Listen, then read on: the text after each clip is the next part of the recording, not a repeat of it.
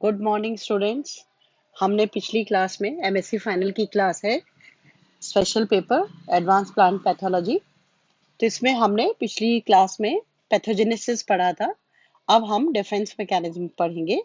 Defence mechanism जैसा कि नाम से लग रहा है, डिफेंस मैकेनिज्म। डिफेंस मतलब बचाव, और बचाव में क्या क्या वो तरीके, क्या क्या प्रोसेस उसमें जो लगते हैं प्लांट्स अपने इन्फेक्शन के अगेंस्ट, वो सारे डिफेंस मैकेनिज्म में आता है। मतलब how plant defend against pathogen bye combination of these two mechanism. First is structural mechanism defence mechanism, और दूसरा बायोकेमिकल डिफेंस मैकेनिज्म। तो इसमें स्ट्रक्चरल जो है, स्ट्रक्चरल करेक्टरिस्टिक्स, स्ट्रक्चरल मतलब कि उसके अंदर क्या, उसके प्लांट बॉडी के स्ट्रक्चर्स में क्या ऐसे फीचर्स हैं जिससे वो अपने आपको पैथोजन के इन्फेक्शन से, पैथोजन से बचाता है। और दूसरा है बायोकेमिकल। बायोकेमिकल मतलब उसके अंदर कौन से ऐसे टॉक्सिक सब्सटेंस होते हैं जिसकी वजह से वो जो है अपने आप को बचाता है। So, the combination of structural characteristics and biochemical reactions employed in the defense of plants are different in different host pathogen system. ये जो है host to pathogen के interaction में सब में vary करता है। In addition, जो डिफेंस मैकेनिज्म होता है host और पैथोजन का, ये जो है vary करता है किससे? एज ऑफ द प्लांट, भी young plant, mature plant, seedling plant, तो it vary from with age of the plant। कौन सा ऑर्गन है उसका, रूट है, स्टेम है, लीफ है, कौन सा, और उसकी न्यूट्रिशन कंडीशन मतलब प्लांट का कैसा उसका न्यूट्रिशन है, तो उस पर डिपेंड करता है। और एनवायरमेंटल कंडीशन, वेदर कंडीशंस पे भी उसका डिफेंस मैकेनिज्म वेरी करता है, host to host and host to pathogen.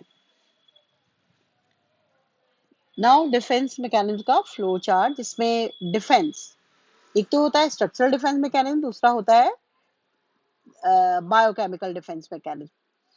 तो स्ट्रक्चरल डिफेंस मैकेनिज्म हम पढ़ेंगे, इसमें प्री एग्जिस्टिंग मतलब ऑलरेडी प्लांट के अंदर प्रेजेंट होना, प्री एग्जिस्टिंग। और दूसरा है पोस्ट इन्फेक्शनल। पोस्ट इन्फेक्शनल वो डिफेंस मैकेनिज्म होता है जब पैथोजन का अटैक होता है और उस समय इंड्यूस्ड होता है उसके अंदर, तो वो कहलाता है पोस्ट इन्फेक्शनल डिफेंस मैकेनिज्म।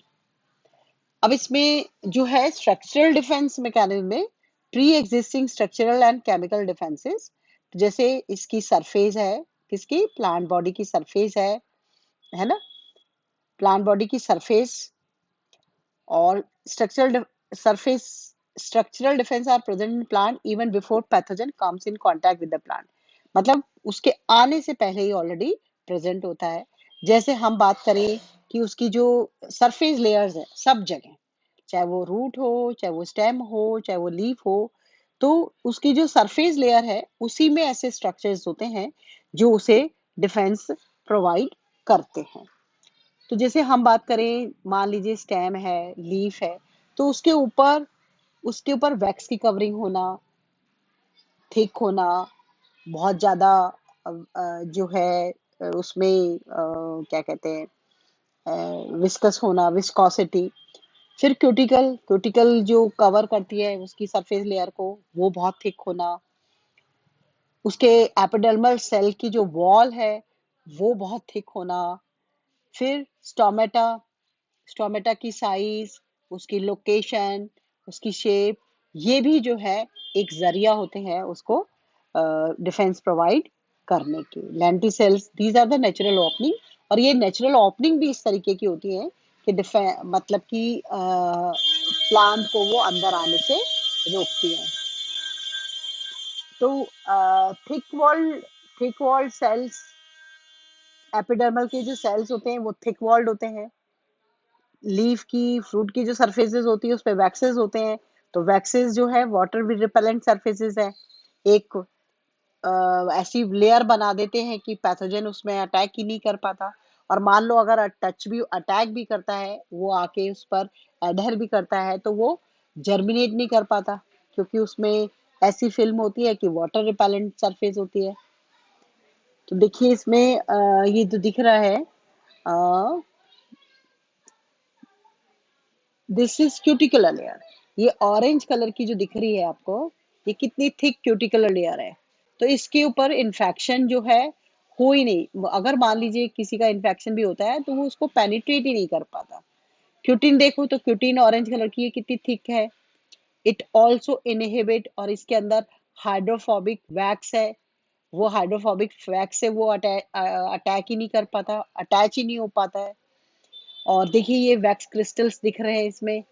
इसकी जो एपिडर्मल वैक्स फिल्म है, इस वैक्स फिल्म पे ये क्रिस्टल्स है वैक्स के, तो वो उसे बिल्कुल भी जो है वैक्सी लेयर जो है वो long chain of aliphatic compounds होती है, जो कि वाटर रिटेंशन को प्रिवेंट करती है। और जो इन्फेक्शन होता है, जैसे बैक्टीरिया है, वायरस है, फंगल है, तो ये इन सबको वाटर चाहिए होता है फॉर द अटैचमेंट। और जब वाटर ही प्रोवाइड नहीं करता है, तो वो बचाव उसका उस प्रकार से हो जाता है। तो एपिडर्मिस के ऊपर ये लेयर जो है, it protects the pathogen, protects the plant from its pathogen. Thick mat of hairs, मतलब कि किसी किसी के उसमें जो है सरफेस पे इतना थिक, इतनी थिक उसकी हेयर्स की वो लेयर होती है, a very thick mat of hairs.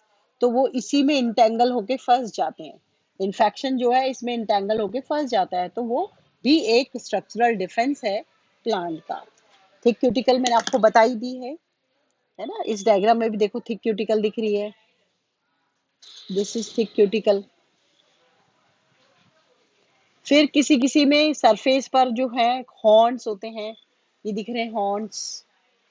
ये हॉर्न्स जो है मॉडिफाइड ब्रांचेस हैं, जो कि प्लांट को ग्रेजिंग होने से प्रोटेक्ट करते हैं, किसी तरीके का ग्रेजिंग नहीं हो, इन्फेक्शन से भी बचाते हैं।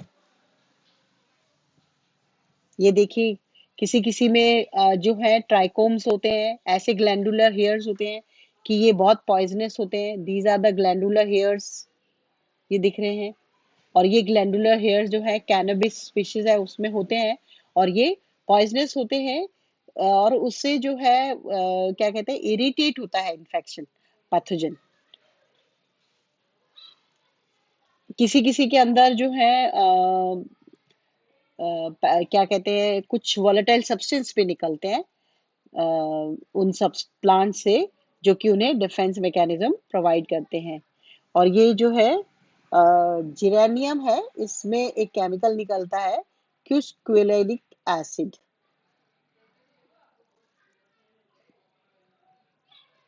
तो ये जो सरफेस वाले जो हैं, these are the first line of defence against invading pathogens.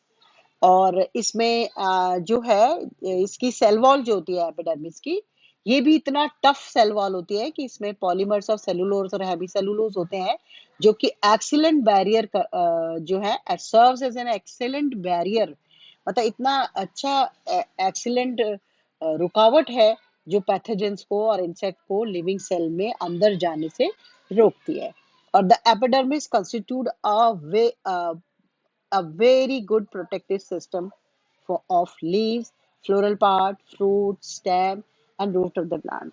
सभी की प्लांट बॉडी के सभी पार्ट की जो एपिडर्मिस है, it provide a very important protective system, that is called as first line of defense। इसमें ये देखिए लिग्निन और सिलिसिक एसिड है इसकी एपिडर्मल सेल वॉल के। लिग्नी लिग्निन एंड सिलिसिक एसिड होती है राइस प्लांट के अंदर जो है। अ, ये वाइट वाइट दिख रहे हैं, ये सिलिसिक एसिड है। और स्टोमेटल ओपनिंग है।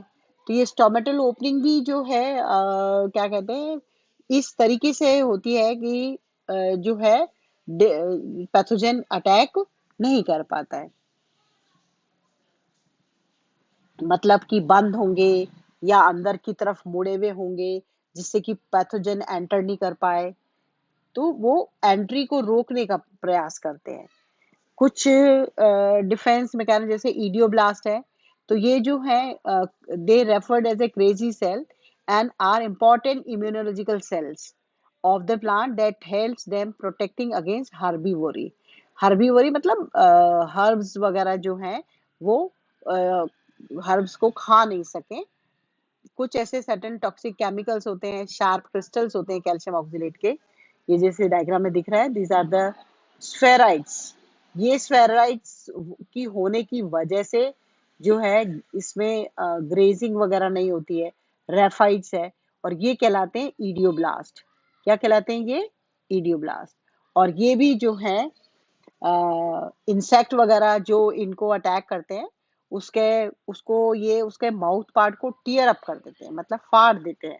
इस तरीके के ये केमिकल क्रिस्टल्स होते हैं कैल्शियम कार्बोनेट के, कि जैसे ही उसको च्यू करते हैं, इंसेक्ट इंसेक्ट का भी माउथ पार्ट को ये टीयर कर देते हैं। तो ये डिफेंस मैकेनिज्म का जो है डिफेंस करते हैं। फिर जो है नेचुरल ओपनिंग्स, ये जो है लेंटिसेल्स वगैरह, ये लेंटिसेल्स वगैरह भी जो है इनकी साइज ऐसी बहुत छोटी होती है कि इन ओपनिंग्स के थ्रू भी वो एंटर नहीं करते इन्फेक्शन।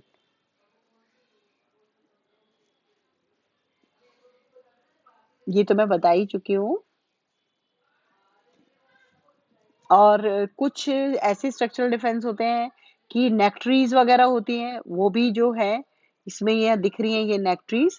ये नेक्ट्रीज भी जो है इस तरीके का सब्सटेंस रिलीज करती हैं कि वो जो है पैथोजन जो है अटैक नहीं कर पाता। तो ये थे सब स्ट्रक्चरल डिफेंस। अब हम नेक्स्ट क्लास में, these are the pre existing structural defence. अब हम अपनी नेक्स्ट क्लास में जो है पोस्ट इन्फेक्शनल स्ट्रक्चरल डिफेंस पढ़ेंगे।